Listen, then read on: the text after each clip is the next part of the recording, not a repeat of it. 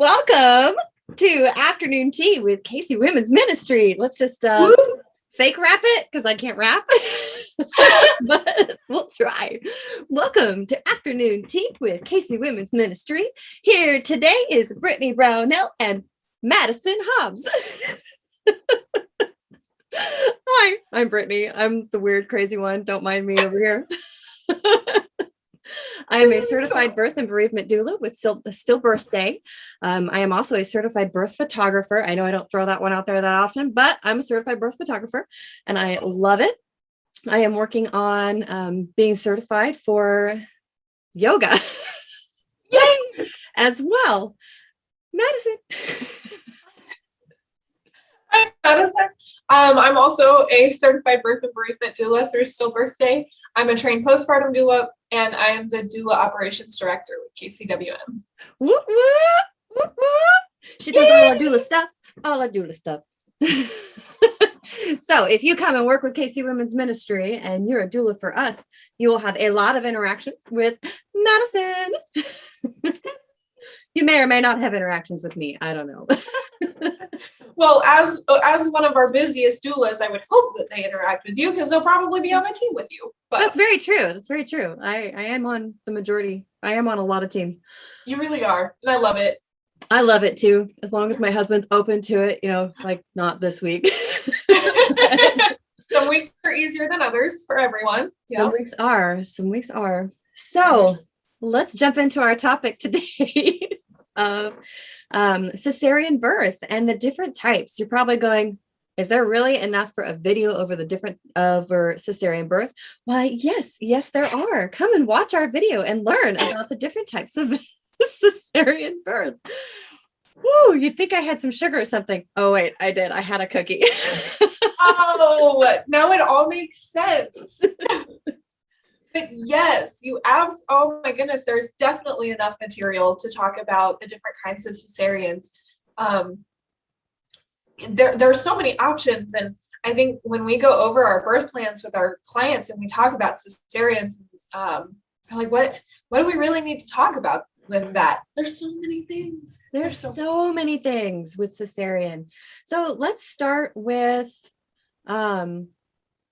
planned versus emergent. Why might we need a cesarean birth? Let's just start there, because a lot of people are going to be going, and myself included, before I became a doula and learned these things.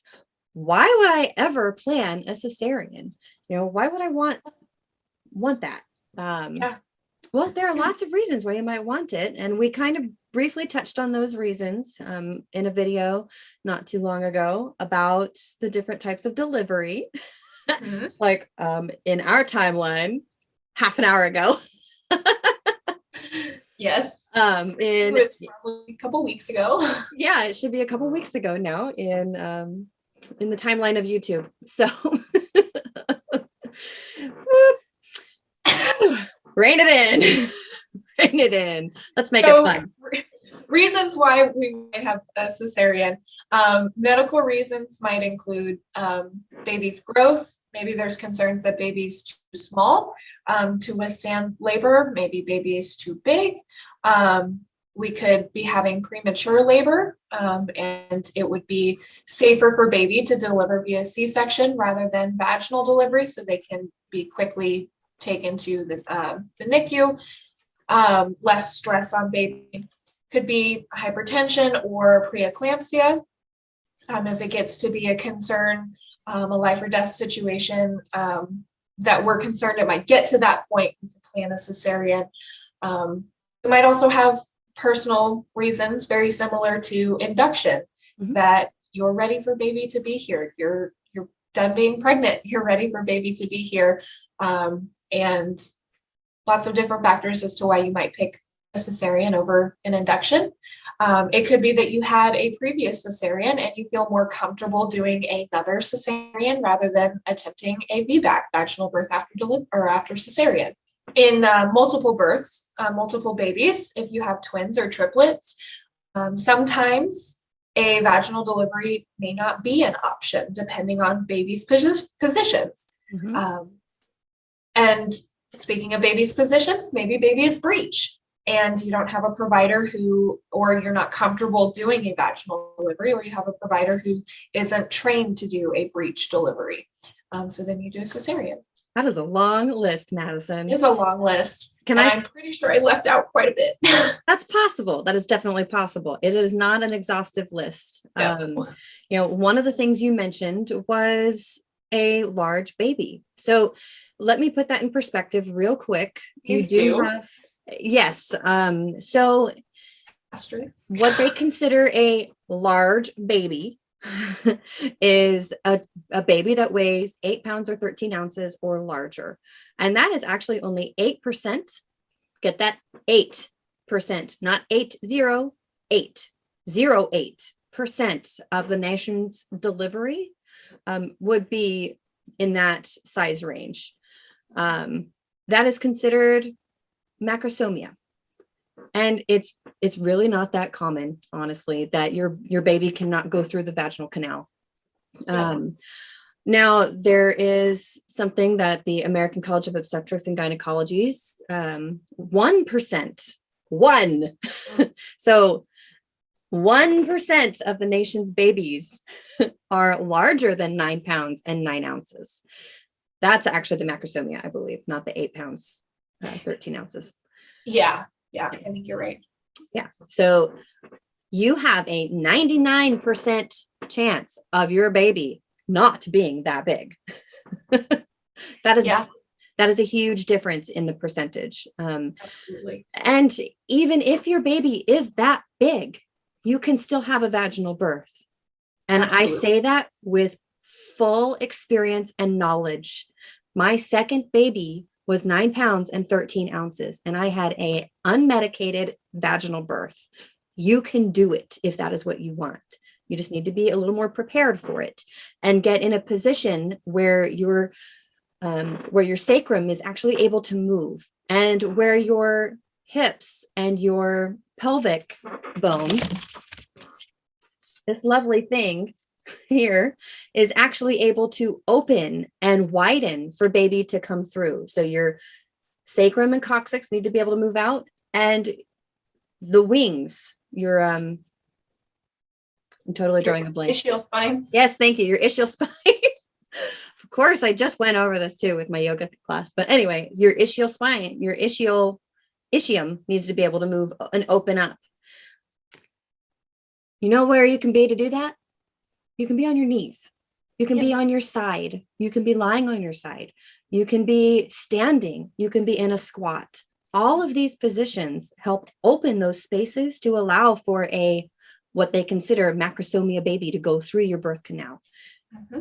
It is not impossible to have what they consider a large baby vaginally.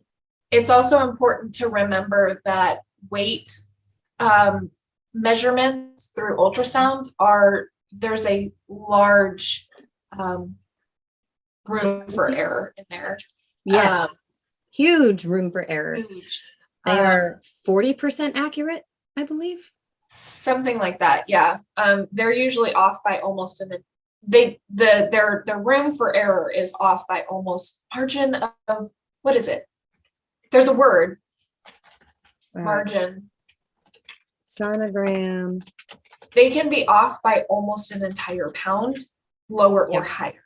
So if they're estimating that your baby is over 9 pounds, it's very possible that your baby could be 8, maybe even 7 pounds, because that margin of error, that's what it is. Margin of error is so large. Google's telling me 15%, but I don't feel like that's accurate. I really don't. I've heard a much higher number. Yeah, that seems pretty low. Yeah. But it is possible. The margin for error is 10% of the actual weight. No, 15%, sorry. All scans within the accepted 15% margin of error. So 95% of scans are incorrect. Right. So, take it with a grain of salt. So that means that if they're estimating a 9-pound baby, it can be off by 9 ounces, one way or the other. So if they're estimating a 9-pound baby, that might actually mean that you have an 8-pound 3-ounce baby or 8-pound 5-ounce baby. Absolutely, which is well within normal range of a newborn being born. So Madison also mentioned a baby that is too small. One of the questions I frequently ask is, then why would we induce to give birth if you think the baby is too small? Right. The main reason is the projected growth of the baby is stunted. They don't expect the baby to get much larger, which means the baby isn't getting enough nutrients. So there might be something wrong with the cord, might be something wrong with the placenta. Maybe it can't, I don't know, something's going on that isn't allowing the baby to grow at the normal rates. Yeah. Now, that's not to say that there's, again, a margin for error in that. Absolutely. If you have no other signs or symptoms of anything being wrong, and the only thing we have is that sonogram, that's a good discussion to have with your doctor right there. Well, why do you think this is necessary? What are the benefits? Will my baby have to be in the NICU? How long will my baby have to be in the NICU? What could possibly be the potential reason? Whatever question you can come up with, those are questions to ask your doctor. Yeah. What would be the risks of waiting and letting Yeah. baby cook a little bit longer? Yeah. For all we know, maybe baby was just in a bad position and they got the wrong measurement or something. And baby's actually growing at a great rate. Could you do another sonogram? Would that be within the realm of possibility or of benefit to you and the baby? Let's get a second diagnosis. Let's make sure before we do this induction and potentially have a baby that has to go to the NICU. Absolutely. So, because one of the best places for baby to be until labor is started is in the womb. So, absolutely. One of the other things that Madison mentioned is hypertension, also known as, I just said it earlier. Why am I drawing a blank? Yeah,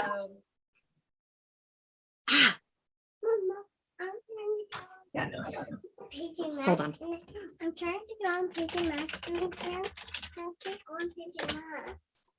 Okay, I can help you in gestational diabetes. No, that's not right. That's not the hypertension. Preeclampsia. There you go. Gosh. Thank you. I was like, I swear I said it too, but maybe that's not what she was talking. Yeah, that's exactly. Yeah, preeclampsia. Also known as hypertension in prenatal, during pregnancy. So, that has some severe complications. It can.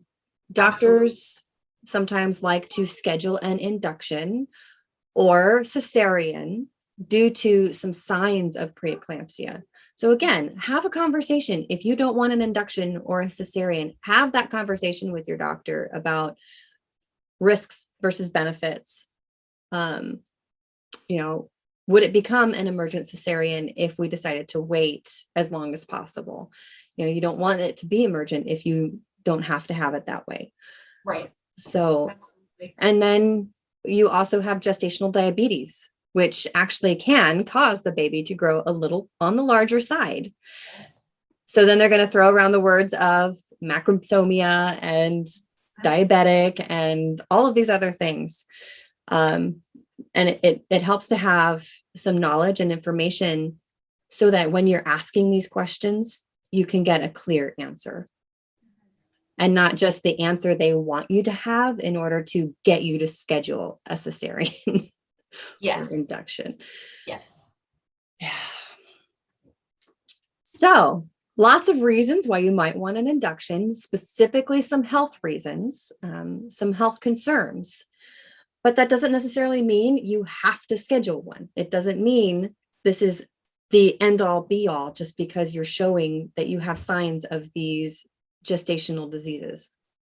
Yes, absolutely. You still have choices. You still have options. Mm-hmm. And if you don't feel like you know what your options are, or you feel like you don't have options, talk to your doctor, talk to your provider, ask questions, let them know your concerns.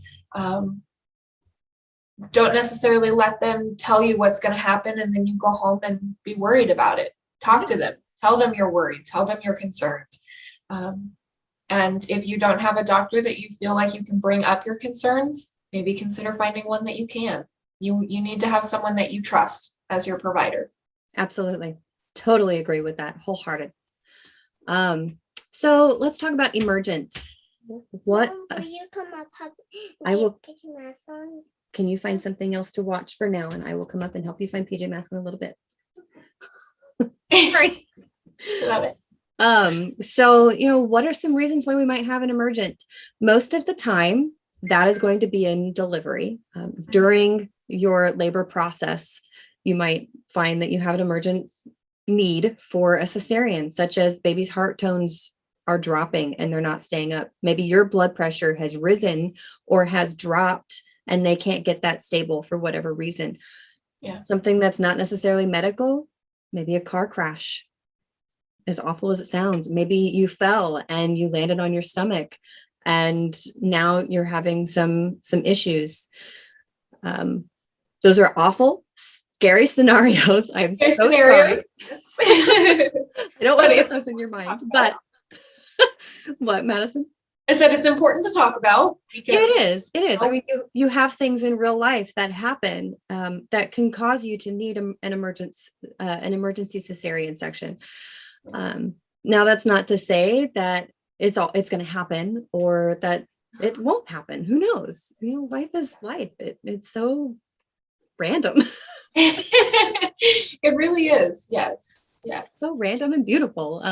But you do have lots of reasons why you might have an emergency cesarean needed. And as Madison had mentioned, either in this video or in an earlier video, I think it was during the vaginal video. I'm sorry. Not this one. If you have if you've been going through a medicated vaginal birth and you have an epidural already placed, then they won't put you to sleep for an emergency cesarean. However, if you are in an emergency situation and you do not already have a epidural or spinal in place, they will put you to sleep for the emergency cesarean. Yes. With an emergency that already has an epidural placed, you still have the option to do a family-centered cesarean, albeit quickly. So you may not have everything in the family-centered, also known as gentle cesarean, but you can have a few of those things. You can still take your music back with you. They can still dim the lights. You can still have a clear drape if that's what you want. You can still have your family member with you if in an emergency situation. Depending on how emergent it is, of course. Right, absolutely. And in an emergency situation, you may not have the option, depending on what the reason for going back for the emergent situation or the emergency section. You may not have all of those baby-centered options for that gentle cesarean, such as delayed cord clamping, skin to skin, because most likely in an emergent situation, baby's going to be going to the NICU, and you may have, as the mother or the birth parent, you may have some complications as well. So you may have to be in surgery for a little bit longer after baby's born as well. Prevent those options, those baby-centered options. But it really just kind of depends on what the reason for the cesarean is and whether it's urgent or emergent, because they do have urgent cesareans where you have to go back really quickly, but it's not necessarily life or death, where everyone has to run. Right. Definitely. That's a really good term. Differentiation. Yes. I learned that while in a labor and delivery unit. I was shadowing with a nurse, and they ended up, one of the other patients had an urgent, and I'm trying to remember, if I remember correctly, there was actually a small alarm that would go off when they had to do an emergent situation or emergency section. And this one had been urgent, so the alarm was a little different. But the nurse explained to me that in an urgent cesarean, you can walk. In an emergent cesarean, you run. Yeah. And so that was kind of how they differentiated that to me in the moment. Yes. I've had a client where it was an urgent situation. So the father had time to get his gown on. He had time to put his shoes on, put his hat on, and then once she was prepped and then he was prepped, they walked him back. Yep. And again, it's definitely the difference of walking. Do your family members get a chance to come back and support you? Versus emergency or not? Do you have that epidural placed already? And if so, are they going to have to place one if you don't? And if not, if you already have it, then, do they need to up it? That's one less thing that they have to worry about. That's one less thing to do. So, Absolutely. Yeah. All right, let's talk family-centered. We are getting up on the time, which I figured we would. See, we told you we could fill a whole video just about cesareans. That's right. And you thought, no way. And we're like, oh yeah, yes way. Yeah. We could totally fill a 20-30 minute video. Definitely. Okay, so I'm going to share my screen really quick because I found this fantastic picture on the vbaclink.com. It is great about it, and it's a great image to show when we're talking about the clear drape. People think clear drape, well, I don't want to see anything. This gives you a really good idea of what that clear drape actually looks like and how it's still a very muted view. Yes. She still has, if you look at this picture, you can still see, she probably can't see much at all, honestly. Right. From her vantage point, she's seeing mainly blankets.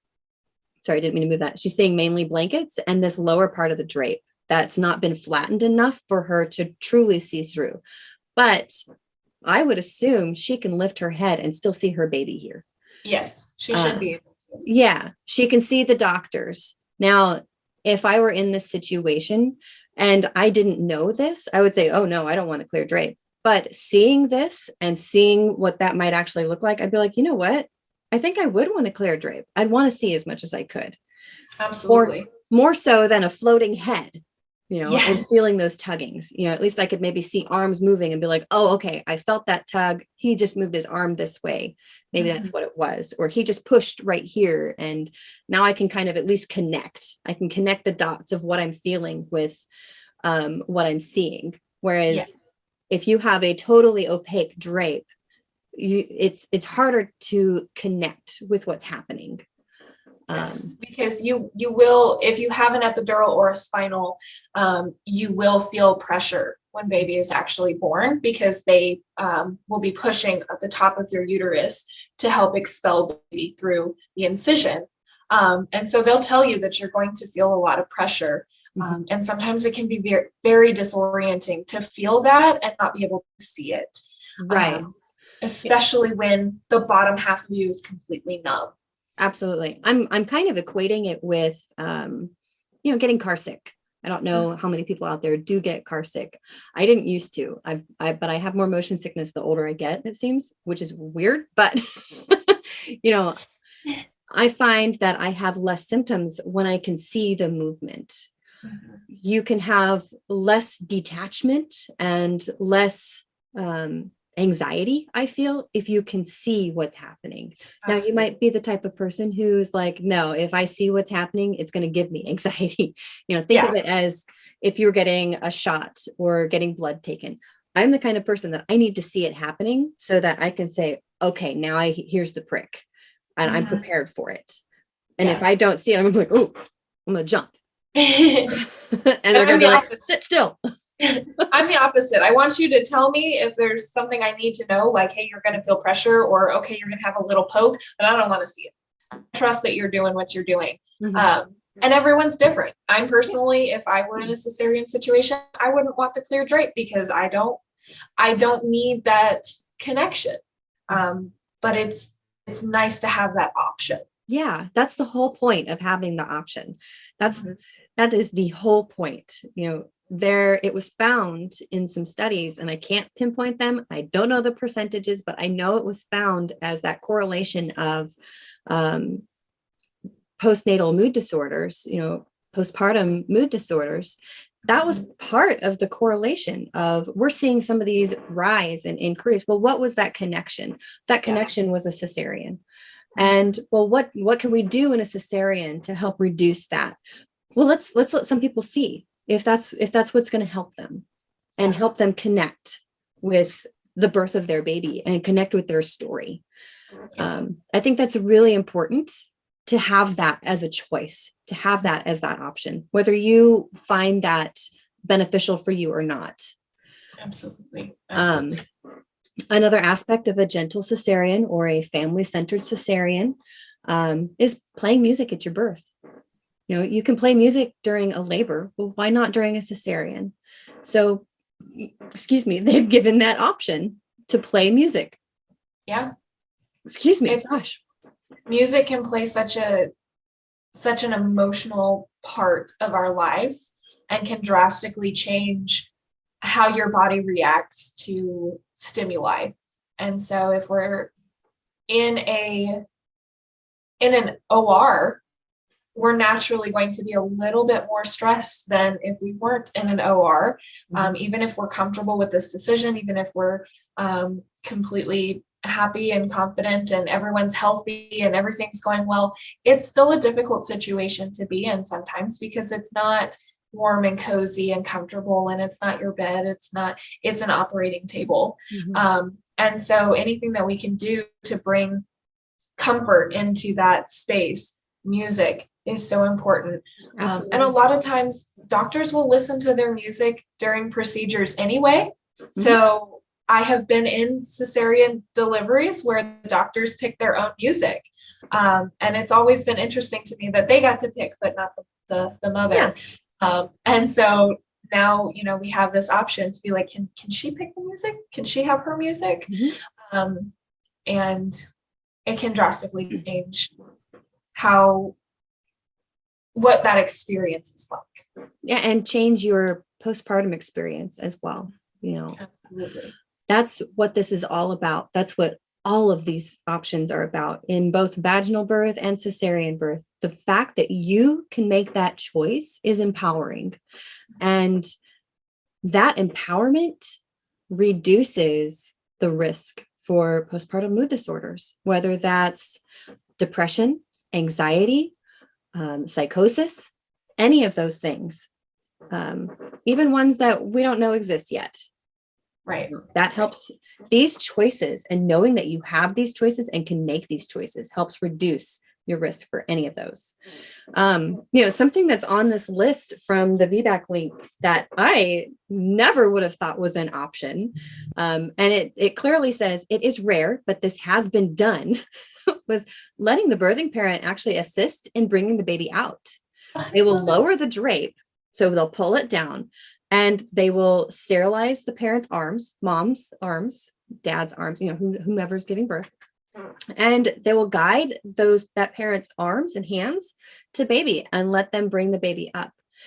I don't know if this is an option for the support person. So maybe dad's in the room and maybe dad wants to catch, but it's got that connotation of if I'm having a vaginal birth and I wanted to catch and I have to go back to a cesarean for whatever reason, maybe I still want to catch. Yeah. And this is how they allow you to do that. I love it so much. Yeah, that's incredible. I never thought that was an option. And for that to be on this list, it blows my mind. If you want to catch your baby, talk to your doctor about it. Let them know that this is something that is important to you, because they could say yes. They could say yes. And they say it's rare because of that sterile field, because it is still a procedure. But it's possible, and you'll never know unless you ask. That's right. You will never know unless you ask. Something else that you have the option for, again, this is also based on your scenario, based on what's happening and how quickly they need to move baby. But you can do a delayed cord clamping or milking the cord in a way. So it's becoming more standard to have delayed cord clamping up to 30 seconds during a vaginal birth. And they're starting to show that it has benefits. So if you want a delayed cord clamping, you can still talk about that with your doctor. Most of the time, we recommend 3 to 5 minutes or until the cord stops pulsating and turns white, which, I've seen happen usually within about 2 minutes sometimes. Yeah. It's pretty quick. So that's still an option. Absolutely. Pretty awesome. You didn't know. How do you know Amazing. unless you know? Right? Yeah. You'll never know unless you ask. You never know unless you ask. You can also ask that the vernix stays on the baby, so you don't give baby a bath. You don't have them wipe baby down. You want to protect that microbiome and help the baby have as easy of a transfer into earthside as possible. And having the vernix on the baby can do that. Absolutely. So they're beginning to give that as an option for a cesarean birth. It was always an option for vaginal. Now it's an option for cesarean. Something else that it's farther down on this list, but I feel like it makes more sense to talk about it now, is what they call vaginal seeding or the cotton swab procedure. So, during a vaginal birth, your baby's going through the vaginal birth canal and getting the microbiome that your body has to give the baby their own, to help them build that. It jumpstarts their immune system. Yes, it's jumpstarting the immune system. It's jumpstarting their gut health so that they have the proper, the good bacteria in the gut that helps break down food properly. It's huge. It's a big one. And they're just learning about it. The study that came out with this was it's only about 5 years old, maybe coming up on 6 now. They call it vaginal seeding or the cotton swab.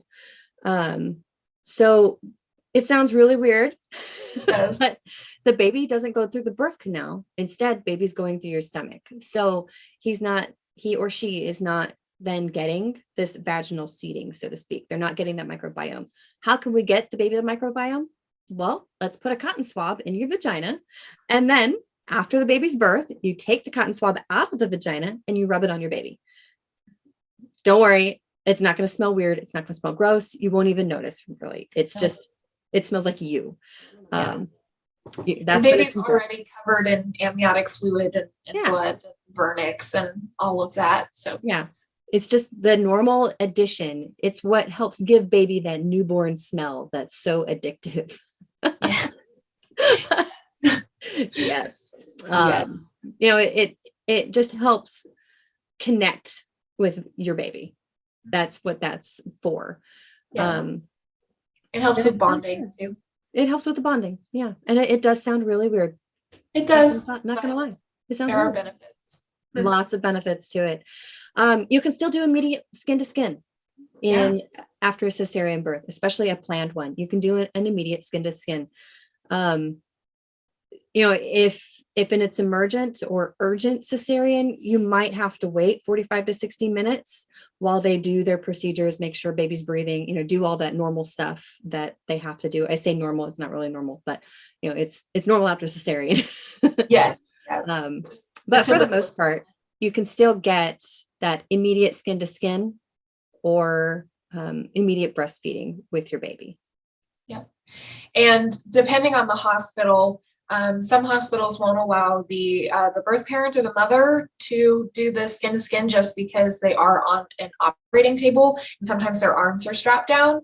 A lot of times now we're seeing free moving arms. One of the reasons they strap your arms down is for that IV.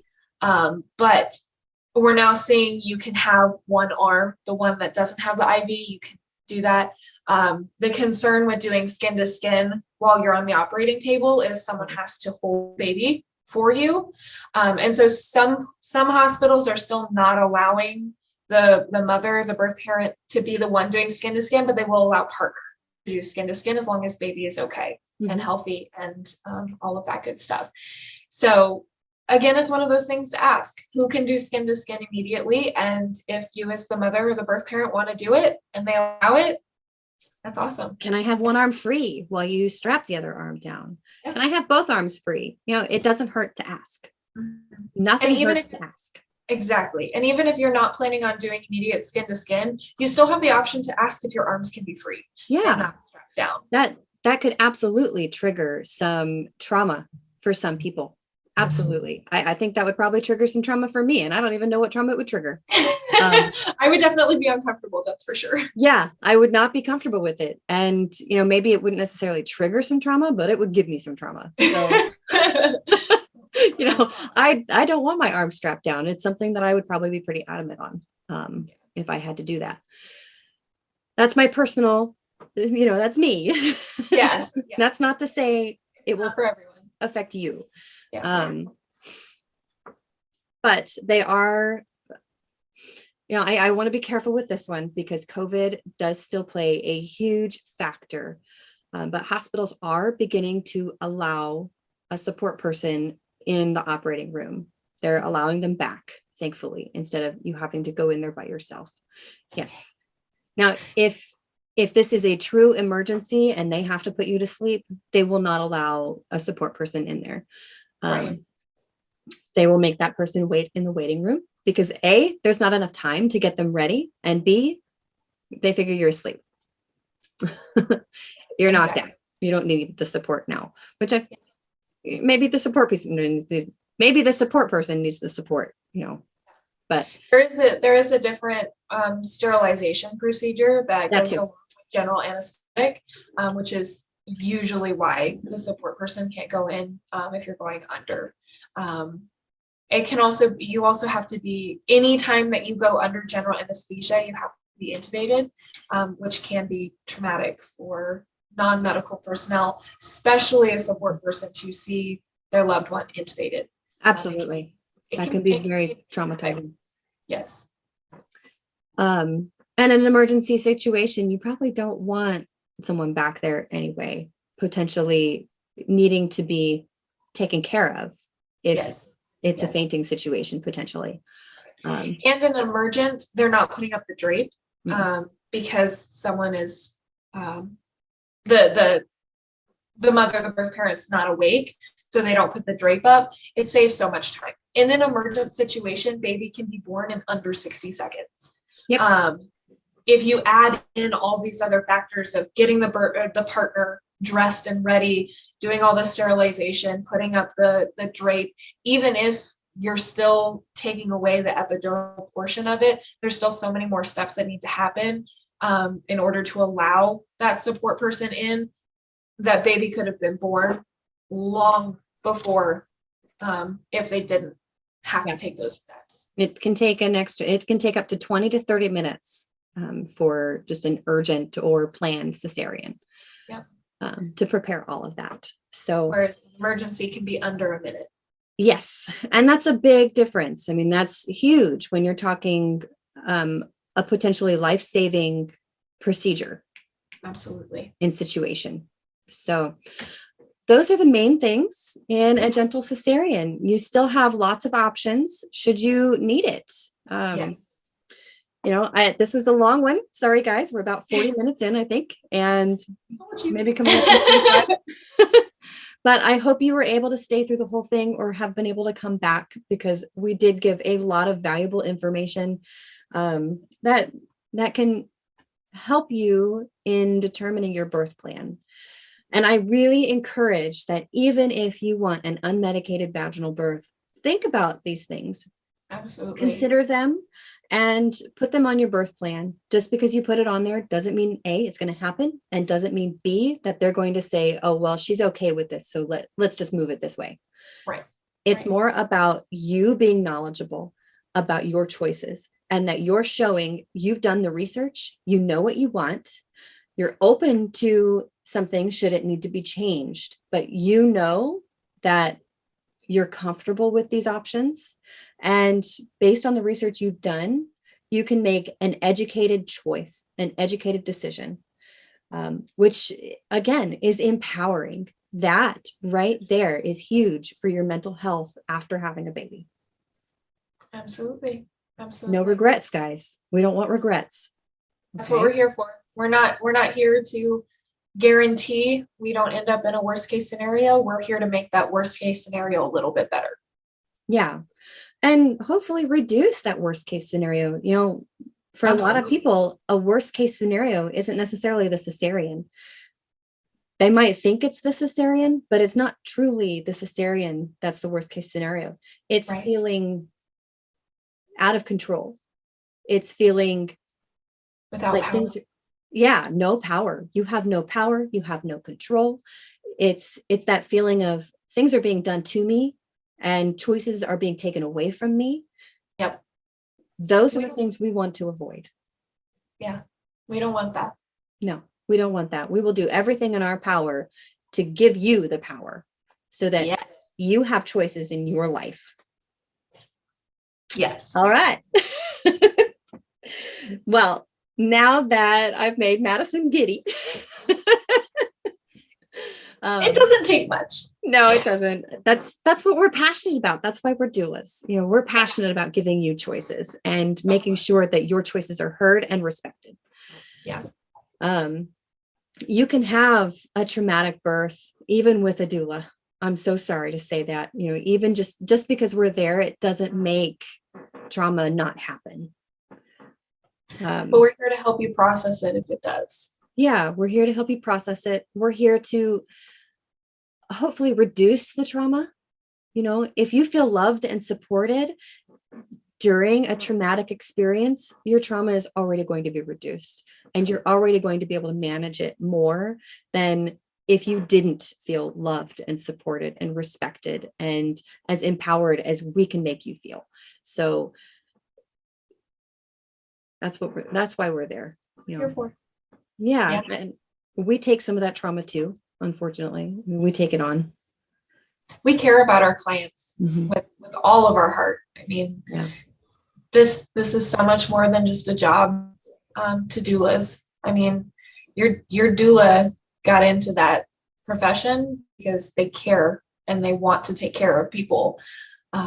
And when we can't stop all the bad from happening, we feel it. We feel it very deeply. We do. And sadly, it's a fact of life, it's something that we all learn the hard way multiple times. But that's just a consequence of loving what we do and loving who we care for. Because we truly love our clients. And I equate it also to parenting. I can't wrap my child in a bubble and expect their life to be perfect. I can't wrap my client in a bubble and expect their birth to be perfect. Yeah. I can't make those choices for you. You have to make the choice. My children have to make the choice. The most I can do is give you the information and provide you the tools. You have to do the rest. Absolutely. So thank you for joining us today for afternoon tea. We're going to end there. And, we hope to see you again next week. Jump back on with us. I'm Brittany. I'm Madison. And we're with KC Women's Ministry. Thank you all again. Love you. Bye.